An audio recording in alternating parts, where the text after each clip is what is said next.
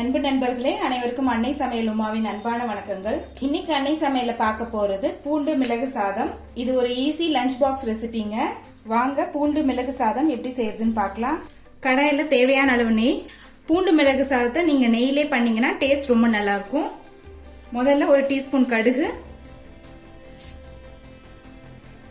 அரை டீஸ்பூன் உளுந்து, அரை டீஸ்பூன் கடலைப்பருப்பு. அடுத்தது 3 காஞ்ச மிளகாய் சேர்த்துக்கலாம். கொஞ்சம் கருவேப்பிலை,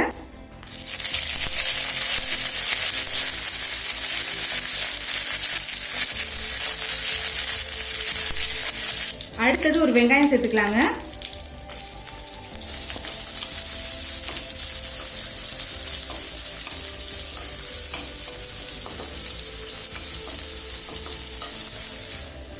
ரொம்ப ஈஸியா செய்யக்கூடிய லஞ்ச் பாக்ஸ் ரெசிபிங்க அது.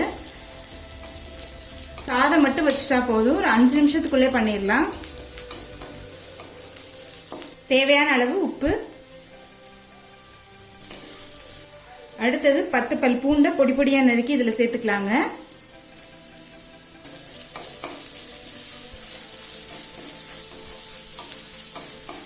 பூண்டு நிறைய சேர்த்தாதான் சாதம் நல்ல வாசனையா இருக்கும். பூண்டை நல்லா பச்சை வாசனை போக வதக்கிக்கோங்க. அடுத்தது சாதத்தை சேர்த்துடலாம். நான் 1 கப் சாதத்தை சேர்க்கிறேன்.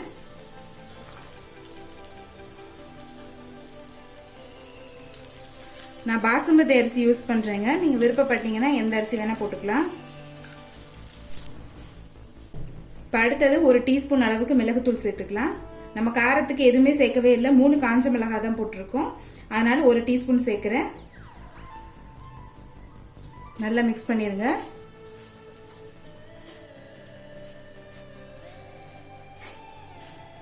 காரம் கம்மியா இருக்க மாதிரி தெரிஞ்சதுன்னா இன்னும் கொஞ்சம் மிளகுத்தூள் கூட போட்டுக்கலாங்க.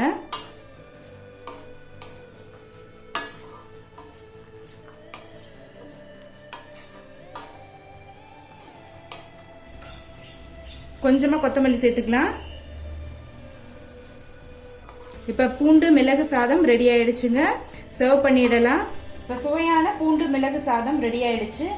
பூண்டு மிளகு சாதத்தை ட்ரை பண்ணி பாருங்க, கண்டிப்பா உங்களுக்கே பிடிக்கும். ரெசிபி பிடிச்சிருந்ததுன்னா வீடியோவை லைக் பண்ணுங்க, கமெண்ட் பண்ணுங்க, ஷேர் பண்ணுங்க. இது வரைக்கும் அன்னை சமையல் சேனலை சப்ஸ்கிரைப் பண்ணலன்னா சப்ஸ்கிரைப் பண்ணுங்க. தேங்க்யூ.